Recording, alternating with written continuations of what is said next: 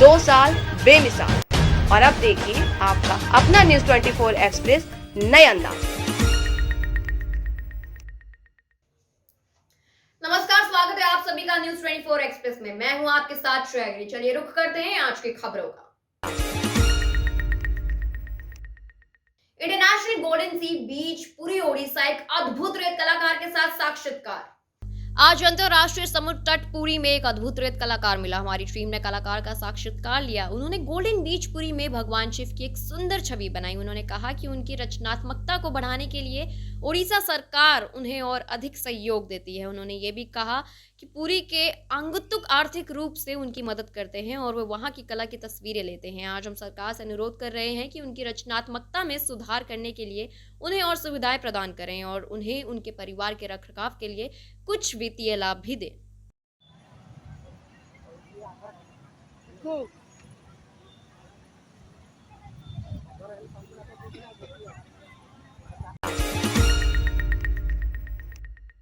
जिला मुख्यालय बेमेतरा में आज अपनी एक सूत्रीय मांग को लेकर ग्राम सेंडोगरी के ग्रामीण कलेक्ट्रेट पहुंचे।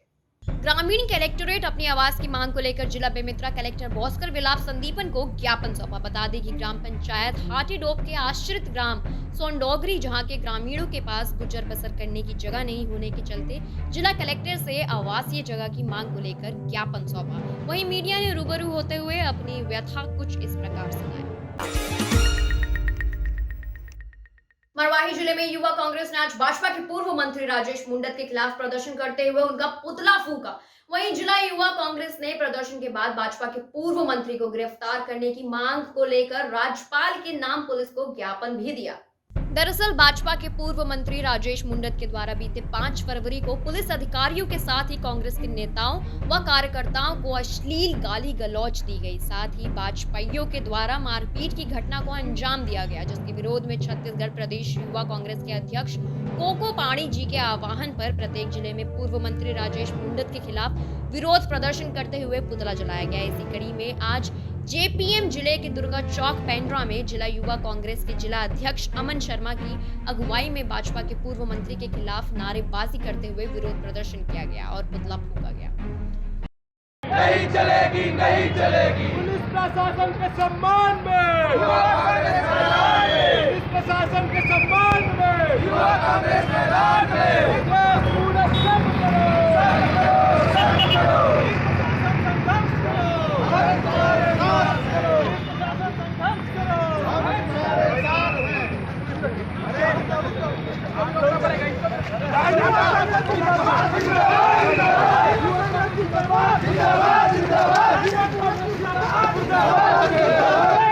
इस दौरान जिला युवा कांग्रेस के जिला अध्यक्ष अमन शर्मा ने कहा कि शांति के टापू कहे जाने वाले छत्तीसगढ़ प्रदेश में भाजपा की इस प्रकार की गुंडागर्दी बर्दाश्त नहीं की जाएगी। भाजपा के 15 साल की तानाशाही रवैया व गुंडागर्दी के कारण जनता ने इन्हें सबक सिखाया है। आगे भी जनता ऐसे भाजपाइयों को सबक जरूर सिखाएगी। इस विरोध प्रदर्शन के दौरान जिला अध्यक्ष अमन शर्मा, जिला उपाध्यक्ष सौभाग्य सिंह ठाकुर, प्रदेश सचिव भोला नायक, सह सचिव नहले लहरे, विधानसभा अध्यक्ष सुरेंद्र प्रताप सिंह, मरवाही ब्लॉक अध्यक्ष राजेश पुरी, गौरेला ब्लॉक अध्यक्ष सरवर फारूकी, जिला महासचिव इरशाद इराकी, रियांश सोनी, जिला सचिव अजय पुलियस, इनके साथ ही अन्य कार्यकर्ता गण उपस्थित रहे। ट्रैक्टर चालक ने मोटरसाइकिल को और स्कूटी को टक्कर मारी। 6 लोगों को आई चोट, 3 गंभीर घायलों को उज्जैन रेफर किया गया। बड़नगर में नयापुरा में उस समय अफरा तफरी मच गई जब एक ट्रैक्टर ड्राइवर ने तेज गति व लापरवाही पूर्वक ट्रैक्टर चलाते हुए मोटरसाइकिल और स्कूटी को टक्कर मार दी, जिसमें करीब 6 लोगों को चोटें आई हैं। आपको बता दें कि फरियादी शाहरुख खान पिता मोहम्मद सोहेल खान के बड़नगर थाने में रिपोर्ट की कि वो अपने मोटरसाइकिल एक्सेस से हाई सेकेंडरी स्कूल की ओर जा रहा था। जैसे ही वो नयापुरा के राजू भाई के घर के सामने पहुंचा, उसी समय सामने से एक स्वराज ट्रैक्टर ट्रॉली का चालक बाबू मीणा निवासी बछराज फैक्ट्री बड़नगर अपने ट्रैक्टर को तेज गति व लापरवाही पूर्वक चलाकर ला रहा था और फरियादी के आगे चल रहे मोटरसाइकिल को टक्कर मारी। आज करीब 12 बजे एक सूचना मिली थी थाने पे कि नयापुरा मेन रोड पर ट्रैक्टर व कुछ मोटरसाइकिल का एक्सीडेंट हो गया। मौके पे पुलिस बल के साथ रवाना होकर जाकर देखा तो घायलों को हॉस्पिटल CH बड़नगर रेफर रवाना किया गया और ट्रैक्टर को सुरक्षार्थ थाने पर खड़ा किया गया है। फरियादी शाकिर शाह की रिपोर्ट पर से थाना बड़नगर पर ट्रैक्टर चालक के विरुद्ध मुकदमा दर्ज कर लिया गया है। कितने लोग घायल हुए हैं? करीब 5 लोग घायल हुए, जिसमें से 3-4 लोगों को रेफ़र किया गया CH उज्जैन और फरियादी की रिपोर्ट पर से कायम किया गया मामला। आरोपी की तलाश की जा रही है। धर्मस्थलों का विस्थापन अब नहीं होने दिया जाएगा। 10 फरवरी को उज्जैन बंद का आह्वान।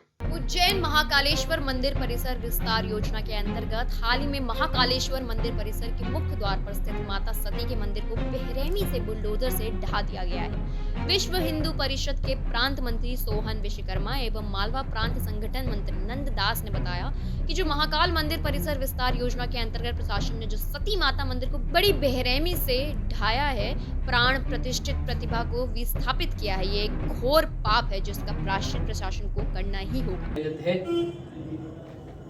पिछले 4-6 महीने में कैसे मंदिर में किसी मूर्ति की प्राण प्रतिष्ठा हुई है तो 3 केवल कारण हो सकते हैं कि वो मूर्ति वहां से हटाई जाए, माने प्राण निकाल के, वो भी ऐसा पौराणिक एक क्रम वो है, व्यवस्था है। क्या आवश्यकता है, बड़े तरीके से सम्मान सहित भी मंदिर की ईंटों को उनको व्यवस्थित हटाया जा सकता था, तो इस पर कड़ी आपत्ति हमें। और माता सती को पुनः उसी स्थान पर भव्य मंदिर बनाकर विधि विधान पूर्वक प्रधान प्रतिष्ठित करे, जिसकी चेतावनी स्वरूप विश्व हिंदू परिषद के आह्वान पर 10 फरवरी को उज्जैन बंद किया जाएगा। बताया गया है कि प्रशासन ने प्राथमिक रूप से विहिप को कुछ मांगे मान ली है, लेकिन वास्तविकता में उनको अमल में कब लाया जाएगा ये कहना थोड़ा जल्दबाजी होगी। काल मंदिर के विस्तारीकरण में कुछ मंदिरों के साथ उनको स्थानांतरित करने के साथ में भ्रष्टता जैसी हुई है और शास्त्रोक्त विधि से उन्हें इधर से उधर नहीं किया गया है। वैसे मंदिर में जहाँ मूर्ति प्राण प्रतिष्ठित है उसको हटाया नहीं जा सकता है। केवल 3 स्थितियाँ, गंदा पानी आने लग जाए वहाँ हमेशा के लिए, या भूकंप आ जाए, और या फिर कोई विधर्मी इसको खंडित कर दे। ऐसी 3 स्थितियाँ वहाँ नहीं थी। तो केवल विस्तारीकरण के लिए इन मूर्तियों को हटाना ये बड़ा पाप कर लिया है प्रशासन ने। पाप है तो इसका प्रायश्चित जल्दी से जल्दी इसको ठीक करना है। तो संतों के साथ में, विद्वज्जनों के साथ में इस पर विचार विमर्श किया जाएगा और फिर प्रशासन को बताया जाएगा कि ये अब आपको करना है। दूसरा, इस क्षेत्र में मंदिरों को बड़े तरीके से हटा देते हैं। कुछ अवैध मज़ारें हैं एकदम लगी हुई क्षेत्र से, वो हटनी चाहिए। कुछ रुद्र सागर और ऐसे कुछ क्षेत्र हैं जहाँ शुद्ध रूप से अतिक्रमण है और विधर्मियों ने घेर रखा है उसको, तो वहाँ से उनके अतिक्रमण किसी भी प्रकार से हटाए जाएं। माँ छिप्रा के नदी जल में और जो नाले इत्यादि मिल रहे हैं वो भी किसी तरीके से रोके जाने चाहिए, शुद्ध पानी आए उसमें। फिर नगर में 4 से 5 दर्जन और विधर्मियों द्वारा, मुसलमानों द्वारा कुछ होटल चलाए जा रहे हैं और हिंदू नामों से। उन होटलों में कई बार ऐसी घटनाएं हुई हैं कि मांस आदि और भक्तों को खिला दिया गया है, मारपीट भी की गई है। तो ऐसे होटलों पे उनके नाम होने चाहिए कि ये किसका है होटल। 10 तारीख को जो बंद का होगा, ऐसी कुछ मांगों के साथ में आज पत्रकार वार्ता, कल जनप्रतिनिधि हैं उनके साथ में व्यवस्थित के आपको इसका विरोध करना चाहिए जो सही नहीं हो रहा है। और 10 तारीख को उज्जैन की जनता से विनम्र आग्रह है कि आप ये जो गलत चीज़ें हो गई, गलत घटनाएं हो गई, उनके विरोध में हमारा जो बंद है उसका समर्थन करते हुए, जिससे प्रशासन पर पूरा दबाव आए और आगे ऐसा कुछ करने की हिम्मत नहीं कर पाए प्रशासन। पहले पूछे कि कैसे करें, क्या करें। और हरदोई जिले के मल्लावा में नहीं थम रही है दबंगों का आतंक। दबंगों ने कोर्ट के आदेश को ना मानते हुए जेसीबी चलाने की दी धमकी। मल्लावा थाना क्षेत्र के अंतर्गत ग्राम बांसा निवासी नरेश कुमार भगवंत नगर स्थित अपनी जमीन पर अपना मकान निर्माण करवा रहे हैं। उनका कहना है कि 17 मई 2021 को गोवर्धनपुर निवासी शिवशंकर पुत्र जनार्दन सिंह ने उनकी जमीन पर रात 11 बजे अपने रिश्तेदार आर्यन वर्मा और रियाज अली को भेजा था, जो कि उनके जान माल की धमकी दे रहे थे। हर तरह से नाकाम होने के बाद जनार्दन सिंह ने नरेश कुमार की जमीन को विवादित बताकर कोर्ट से स्टे ले लिया, जिसके बाद उनका मकान निर्माण का कार्य रुक गया। 9 महीने 11 दिन मुकदमा चलने के बाद कोर्ट द्वारा स्थगन आदेश को निरस्त कर दिया गया, जिसके बावजूद भी कोर्ट के आदेश को न मानते हुए और कोर्ट के आदेश को गलत बताते हुए कई लोगों के साथ नरेश कुमार के घर पहुंचकर मकान निर्माण का कार्य रोक रहे हैं और धमकियां दे रहे हैं। अकेले फैसला होगा कौन कोर्ट से करके लाया? कौन कोर्ट? बिलग्राम कोर्ट में तुम्हारा फैसला होगा और का 1 तारीख में है। 1 तारीख कैसे हुई? कैसे भी 1 तारीख 9 महीना 11 दिन चला। और क्या? कौन 9 महीने चलाओ तुमने? हाँ, अकेले तुम्हें जा रहा होगा तारीख पर? जून से चला। इंस्पेक्टर बुलाइए, पूरा करो जो तुम्हारा फैसला होगा। फर्जी बनाई दियो फर्जी काहे बनाई दी? आदेश कॉपी दिखाए जाने पर वो कोर्ट के आदेश को गलत बता रहे हैं और जमीन पर जेसीबी चलाने की धमकी दे रहे हैं। कुमार कहाँ के रहने वाले हैं आप? बांसा के। थाना कौन सा लगता है आपका? मल्लावा। क्या समस्या हुई आपके साथ में? हमारी समस्या ये है, हमने भगवंत नगर बाहर ज़मीन खरीदी थी, उस ज़मीन को बनाने लगे तो गोवर्धनपुर निवासी जनार्दन और तीनों इन लोगों ने स्टे ले लिया। कब हुआ था आपका स्टे? स्टे जून के महीने में हुआ था, जो 9 महीने 11 दिन मुकदमा चला। उसके बाद में 6 जनवरी को निरस्त कर दिया गया। वो कापी लेकर के आए और अपना मकान बनवाने लगे। आपने उनको दिखाई नहीं कोर्ट की कॉपी? कोर्ट की कापी उनको दिखाई, कोर्ट की कापी को झूठाबित करते हैं और धमकियां देते हैं कि बुलडोजर चलवा देंगे।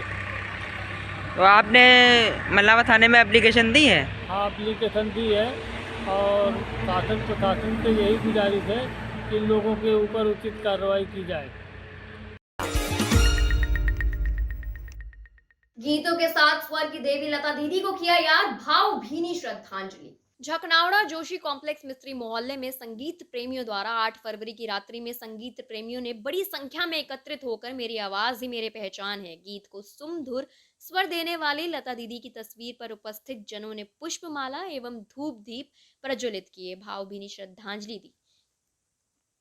इसके साथ ही शिक्षक हेमेंद्र जोशी, राजेंद्र मिस्त्री, महेंद्र चौहान, आशीष भांगू, अभिषेक जोशी जैसे अन्य लोग सहित संगीत प्रेमियों द्वारा लता दीदी के द्वारा गाए गए गीतों को गुनगुनाते हुए उन्हें याद कर हृदय से श्रद्धांजलि दी। इसके साथ ही जोशी ने बताया कि हमारे लिए लता दीदी एक बड़ी गर्व की बात है कि मध्य प्रदेश के इंदौर की रहने वाली थी। उन्होंने देश व विदेश में अपने मधुर स्वर में अपने गीतों के माध्यम से परचम लहराया है। प्यार का गीत है, हर दिल को गाना पड़ेगा।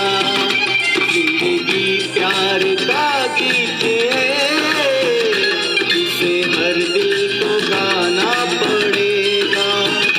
जिंदगी गम का सागर भी है, उसके उस पार जाना पड़ेगा।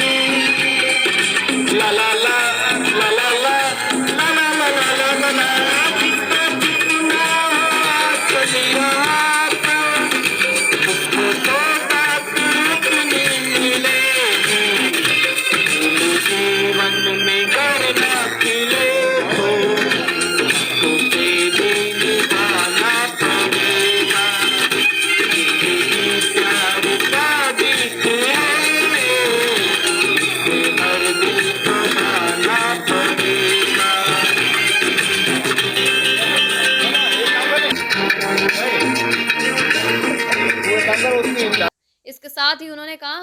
को कभी नहीं भुला पाएंगे। साथ ही जोशी ने कहा कि दीदी गीतों के माध्यम से हमेशा हमारे दिलों में जिंदा रहेंगी।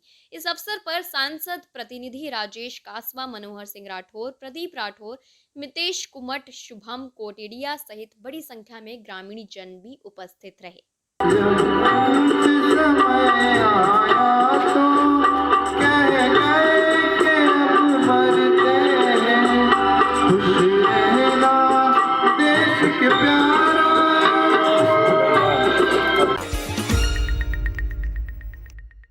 सोमवार को नॉन पावर सेक्टर को कोयला देने की मांग करते हुए एनएसयूआई नेताओं ने एसईसीएल मुख्यालय के सामने किया प्रदर्शन। कोयला स्टोर करने की नियत से कोल इंडिया कर रहा है कटौती। करीब 500 की संख्या में एनएसयूआई कार्यकर्ता एसईसीएल मुख्यालय के सामने जुटे। प्रदर्शन के दौरान पुलिस अधिकारी और जवान असहाय नजर आए। जैसे तैसे घंटों चले हंगामा को शांत किया गया। प्रदर्शन के दौरान पुलिस और एसईसीएल की सुरक्षा बल के साथ युवा कांग्रेस के कार्यकर्ताओं के बीचों बीच जमकर झूमा झटकी भी होती रही है।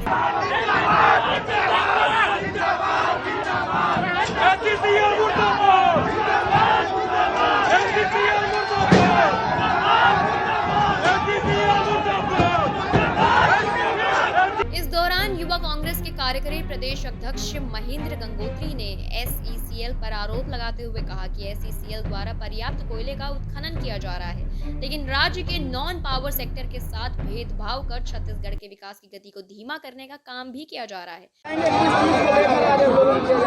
एसईसीएल के द्वारा नॉन पावर सेक्टर को और छोटे उद्योगों को कोयला देना बंद कर रही है। इसलिए आज युवा कांग्रेस एसईसीएल मुख्यालय का घेराव कर रही है और एसईसीएल के सीएमडी से मांग करेगी और कोयला मंत्रालय से मांग करेगी कि नॉन पावर सेक्टर को और छोटे उद्योगों को कोयला दिया जाए और कोयले का रेट भी बढ़ा दिया गया है। आपकी जानकारी के अनुसार बता दूं, पिछले वर्ष कोयला 3500 रुपये टन मिला करता था, जो इस वर्ष 7000 रुपये टन हो चुका है।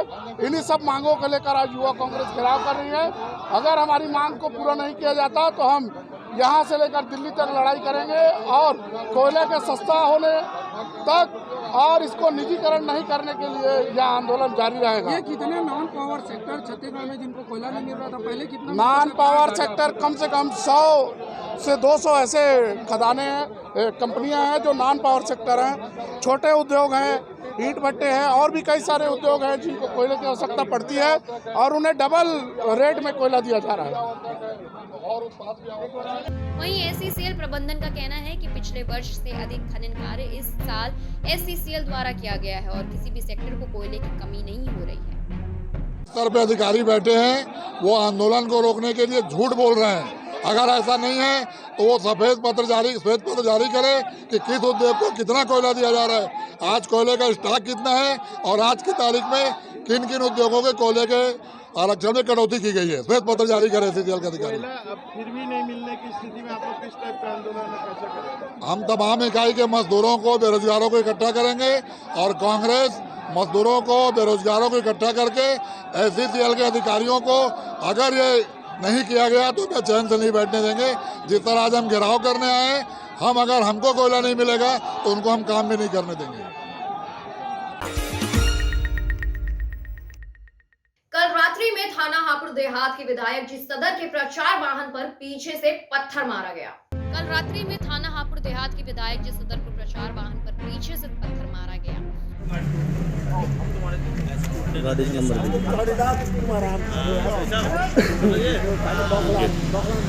गेट खोलना, गेट। जी हाँ, जिससे गाड़ी का शीशा टूट गया। पुलिस द्वारा कुछ लोगों को हिरासत में भी लिया गया है एवं आवश्यक वैधानिक कार्यवाही भी की जा रही है।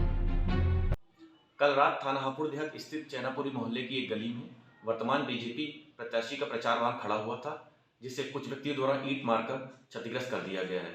इस प्रकरण में कुछ व्यक्तियों को हिरासत में लेकर पूछताछ करी जा रही है। पीड़ित पक्ष द्वारा अभी कोई तहरीर नहीं दी गई है। संपूर्ण प्रकरण में आवश्यक विधिक कार्रवाई करी जा रही है।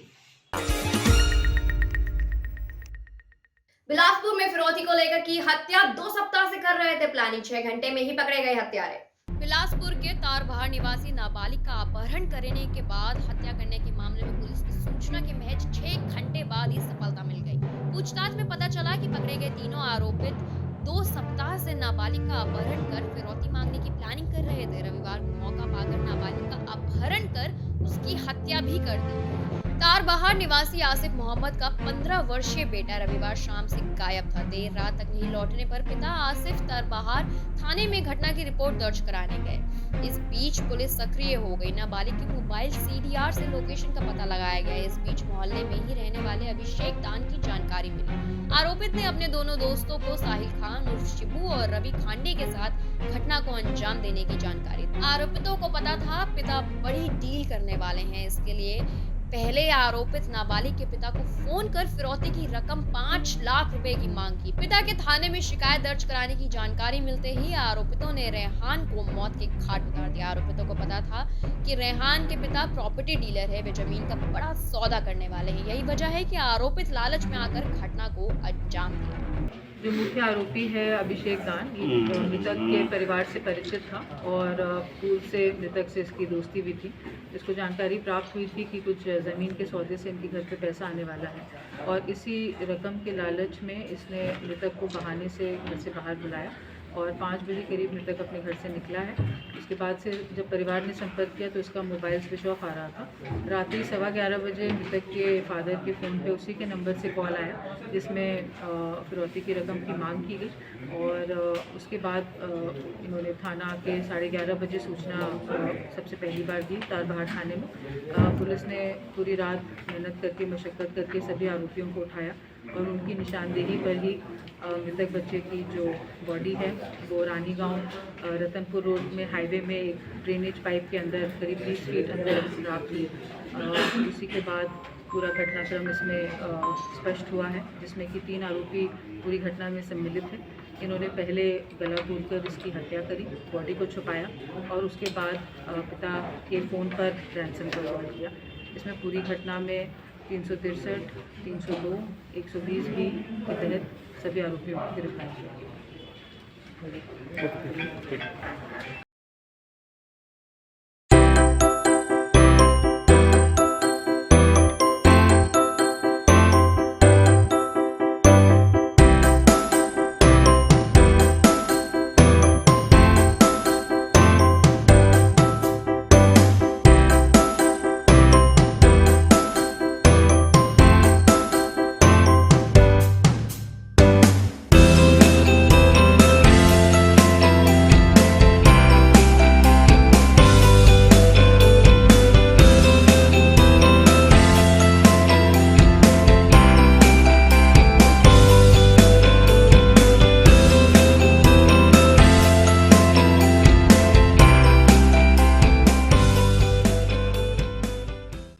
एक्सप्रेस के 2 साल बेमिसाल। और अब देखिए आपका अपना न्यूज़ 24 एक्सप्रेस नए अंदाज।